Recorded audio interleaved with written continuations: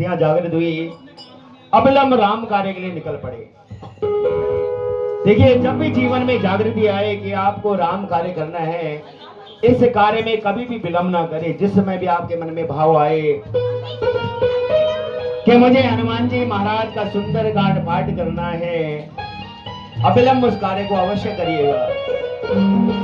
क्योंकि कहा गया है कि बड़े ही सौभाग्यशाली वो लोग होते हैं जिन्हें हनुमान जी महाराज के सपने आते हैं, जिन्हें संकट में हनुमान जी महाराज दिखते हैं और उनसे वो विनम्र होकर प्रार्थना करते हैं कि आप तो चिरंजीव देव हो, हमारे संकट दूर करो।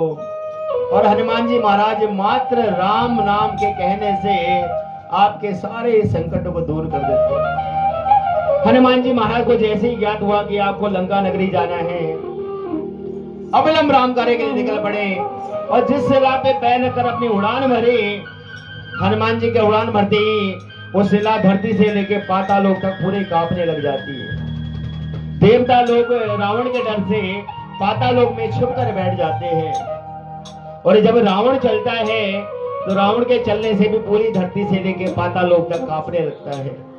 इतना बलशाली था रावण। देवताओं को संशय हुआ कि कहीं दोबारा रावण तो नहीं आ गया। एक देव को ऊपर भेजा, जाइए पता लगाइए कि आखिर धरती पे कंपन हो क्यों रहा है। देव ऊपर आए और देखा कि हनुमान जी महाराज ने अपनी यात्रा प्रारंभ कर दी। कि जिस यात्रा के बाद देवताओं के साथ साथ सभी के संकट दूर होने वाले थे। बड़ा ही प्रसन्न हुआ, नीचे जाके कहने लगा कि हनुमान जी महाराज ने अपनी यात्रा प्रारंभ कर दी। देवताओं को थोड़ा संशय हुआ कि क्या हनुमान जी महाराज के अंदर आज भी वही शक्तियां हैं कि जो शक्तियां उन्हें बाल्यकाल में मिल गई थी। परीक्षा लेने के लिए सुरसा माता को भेजा, जाइए और हनुमान जी महाराज की परीक्षा लीजिए। सुरसा माता बीच समुद्र में मुख बढ़ा करके खड़ी हो जाती है। हनुमान जी महाराज का मार्ग रोक लेती है और कहती है, इस मार्ग से तभी जाओगे जब मेरे मुखार बिंदु के अंदर होकर जाइए। हनुमान जी ने बड़ी विनती करी कि माँ, राम कार्य में विघ्न डालना सबसे बड़ा अनुचित कार्य है, सबसे बड़ा पाप है जिसने राम कार्य में विघ्न डाला। लेकिन माँ कहने लगी, इस समुद्र की पहरेदारी मैं करती हूँ और यहाँ से तभी जाओगे जब तक मेरी इच्छा पूर्ण नहीं करोगे। हनुमान जी कहने लगे, ठीक है माँ, आप अपना मुख बढ़ाइए, मैं अपना रूप बढ़ाता हूँ। और माँ ने 1 योजन का मुख बढ़ाए। 1 योजन यानी 12 किलोमीटर का। हनुमान जी 2 योजन के हो गए। माँ ने 10 योजन का बढ़ाया, हनुमान जी 20 योजन के हो गए। माँ ने 50 योजन का बढ़ाया, हनुमान जी 100 योजन के हो गए। और अंततः माँ ने 100 योजन का मुख बड़ा कर दिया। 100 योजन यानी कि 1200 किलोमीटर का। अब हनुमान जी मन में विचार करने लगे कि इस तरह से तो ये बढ़ती जाएगी, मैं भी बढ़ता जाऊंगा, जिसका कोई अंत ही नहीं। प्रभु कहेंगे कि माँ का पता लगाने गया है कि खेल करने गया है, एक पैर रामेश्वरम में, दूसरा पैर लंका की धरती पर। संकट की जब ऐसी घड़ी हो तो हनुमान जी ने अति लघु रूप धरा, बहुत ही छोटा रूप धारण किया। माँ के मुखारबिंद गए, पूरा शरीर घूम फिर कर वापिस आए और माँ से कहने लगे, माँ अब तो मैं आपके पेट सर होकर आया हूँ, आपके पुत्र के समान हूँ, अब तो कृपा करके मुझे जाने दीजिए। माँ के चरणों में बैठ गए। माँ ने आशीर्वाद दिया और कहने लगी कि मैं आपको खाने नहीं आई थी, आपके परीक्षा लेने आई थी। आप सच में बहुत बड़े बलवान हो, ज्ञानी में अग्रगण्य हो, आपकी जय हो, आपकी सदा ही जय हो। और सबसे पहला आशीर्वाद हनुमान जी को मिला। कहते जीवन में अगर कोई कमाई करनी हो तो कमाई है आशीर्वाद की। लेकिन बड़ी विडंबना है कि पूरा जीवन भर हम जिसे कमाते हैं उसे हम लेकर जा नहीं सकते, और जिसे लेकर जाना है उसे हम कमाते ही नहीं। ये हेलो हाय कहने से कभी राम कृपा नहीं आया करती है। हमारे बड़े बुजुर्ग कहते थे कि किसी के घर में यदि संकट है तो उसके घर में किसी की हाय लग गई है।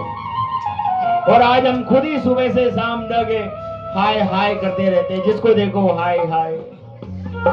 राम नाम लेने का प्रयास करें। कलयुग तारण है नाम, जिसने भी इस नाम का जाप किया है उसका जीवन तार गया है। हनुमान जी अविलंब लंका की धरती पे जाते हैं, पूरी लंका को निहारते हैं, कुछ भी अच्छी नहीं लगती, जबकि लंका नगरी सबसे सुंदर है। एक भवन दिखता है उन्हें, जिस भवन के बाहर तुलसी का वृक्ष लगा हुआ था। भवन को देख अति प्रसन्न हुए कि ये तो कोई भगवान का कोई भक्त है, क्योंकि भवन के चारों तरफ राम नाम किया करते थे और घर के बाहर तुलसी का वृक्ष, ब्रह्म मुहूर्त का समय था, सुबह के ब्रह्म बेला थी, मन में तरक्की कर रहे थे कि अंदर से विभीषण जी जाग जाते हैं। और विभीषण जी जब सुबह जागते हैं तो सबसे पहला शब्द उनके मुखारबिंद से होता है राम राम। अपने मन में विचार करिए, जब हम लोग उठते हैं तो सबसे पहले हमारे मुखारबिंद से पहला शब्द क्या होता है कि चाय लाइए। जब तक चाय नहीं मिलेगी बिस्तर से उठेंगे नहीं। और आजकल एक बड़ा ही सुंदर यंत्र हम लोग सभी लोग चलाते हैं, रात भर इसको चलाते हैं, उठते ही सबसे पहले कहेंगे कि मम्मी मेरे फोन का चार्जर लाइए, पता नहीं कहाँ रखा है। भूल गए हैं हम उन सब चीजों को, अपने जीवन से भूल गए हैं कि जो हमें आवश्यक है, और उन चीजों को अपने घर में ले आए हैं जो हमारे दुख का कारण है। आज किसी के घर में कोई दुख नहीं है, भगवान ने सबको सब कुछ देकर भेजा है, पर हमने दुख अपने आप ही जीवन में खुद ही पाला है। सभी दुखों का एक मूल मंत्र है और वो है राम का नाम, लेकिन हम उसे ही लेना भूल गए हैं। जब भी किसी से मिले तो जय श्री राम कहें, कितना सुंदर नाम है, आप भी लें और सामने वाला भी ले।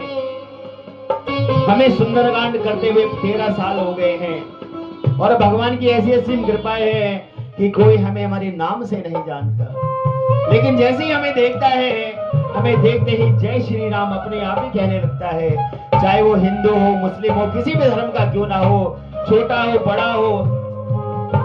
मेरे कार्यालय में सभी लोग जैसे ही ऑफिस में जाते हैं सभी लोग सबसे पहले जय श्री राम कहते हैं। ये हमें खुद ही कहना पड़ेगा तभी ये काम होगा, अन्यथा गुड मॉर्निंग कहने से कभी कार्य नहीं होते।